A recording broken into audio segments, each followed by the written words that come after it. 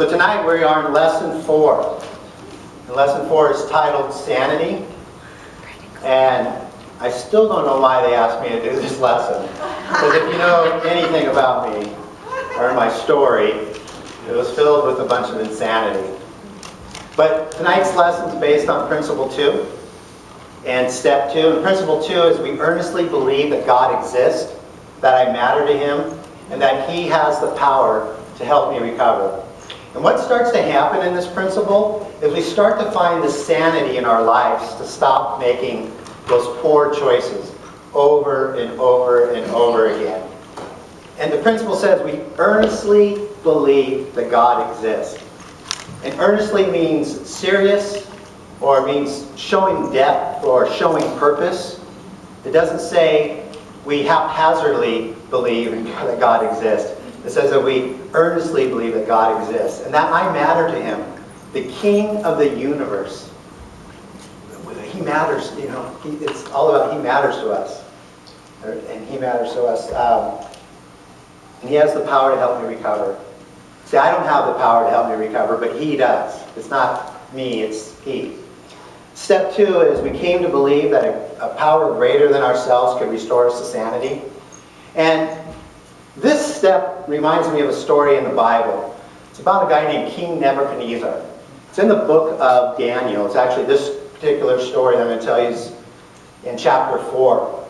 And he was a really mighty king. He had this mighty reign. He actually invaded Jerusalem and captured all the Israelites and made them slaves. And he actually, at a point, had people worship him. And he started to think that he was a god. And he had a dream one night. He had a dream about this tree. And this tree was so huge. It went all the way up to the heavens. It was so big. And in the dream, the tree gets chopped down into many different pieces, and it was just scattered out all over the ground. And he's like, I wonder what that dream was about. So he has all these people come, and all these wise people try to interpret the dream for him, and nobody can interpret the dream, but Daniel could. And Daniel said, yeah, I can interpret that dream for you. First of all, you're that tree. The tree represents you. Because you think you're a god, and you think you're mighty, and that's why that tree is going all the way up to the heavens. And the symbolization of the tree getting chopped down was, that it was going to fall apart on him. Everything was going to fall apart on him. And what happens is in the dream, or what happens then, it says, immediately what had been said about Nebuchadnezzar was fulfilled. He had driven away from the people, and he ate the grass like the ox. His body was drenched with the dew of the heavens until his hair grew like feathers of an eagle, and his nails like the claws of the bird. And this went on for 7 years. This happened for 7 years. It says, at the end of that time, I, Nebuchadnezzar, raised my eyes toward the heavens, and my sanity was restored. Then I praised the Most High. I honored and glorified Him, who lives forever. See, if we play God in our lives, if you play God in your lives, it will all fall apart. It will all fall apart. This is a picture of me when I was trying to play God in my life. Nice. Yeah, you like that? Yeah, you look happy.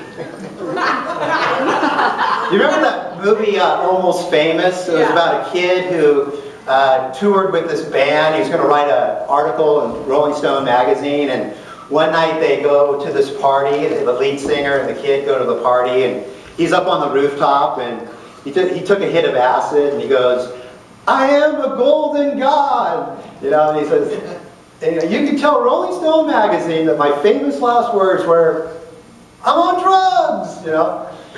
Russell, I think we should work on those last words, The way you're looking at me right now, I think you think I'm on drugs right now. But this guy back here, this guy was definitely on drugs.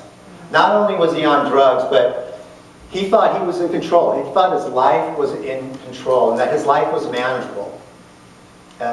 He thought he could control other people too. But the reality was that people, places, and things were controlling him. See this guy back here? He also thought he could rule his own destiny. He thought he could rule his own future. You know, he thought his future was so bright he had to wear shades, right? And then, look at the eyes. I should have wore sunglasses that day probably, but his life was completely unmanageable. And here's the sad thing. This guy, he could never admit it. He could never admit that his life was unmanageable. He was so busy trying to control everything in his life. He was full of fear. And his life was just full of insanity and craziness. See this guy back here? He didn't know that Jesus could restore his life. He had no clue. He had no clue. He had no clue that there was a power greater than himself that could restore him to sanity. He was so lost. He was so lost. I mean, his hair looked like the feathers of an eagle, and his nails were probably as long as the claws of the bird.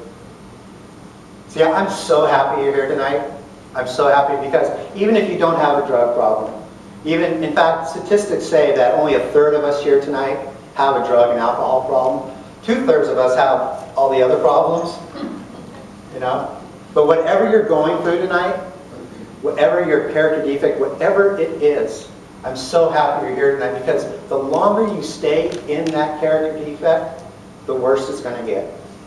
So I'm so happy. See, people ask me, what's the difference between this guy and this guy here? A couple different things, but one that I believe that Christ can change my life. And He restores. He restores people. He gives people hope. Because we live in this broken world. I don't know if you guys have noticed that lately. But Christ can restore. That's what He does. That's what He loves to do, man. That's His favorite thing. I know that's his job. He loves restoring families. He loves restoring relationships.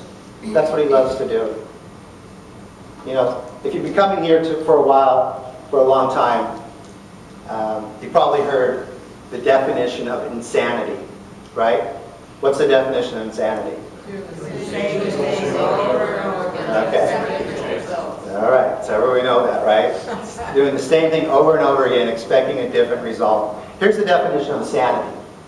Sanity is, this is right out of Webster's Dictionary, it's wholeness of mind and making decisions based on the truth. So what is the truth? Well, Thomas asked that of Jesus in John chapter 14. And Jesus says, I am the way, the truth, and the life. See, another difference between this guy and this guy is that, you know, I lived my life today on biblical principles. You know, I base decisions on the truth. You know, I'm not that good at it. You know, I'm not perfect at it, but I get better all the time. And when I do that, it gives me wholeness of mind. It gives me sanity.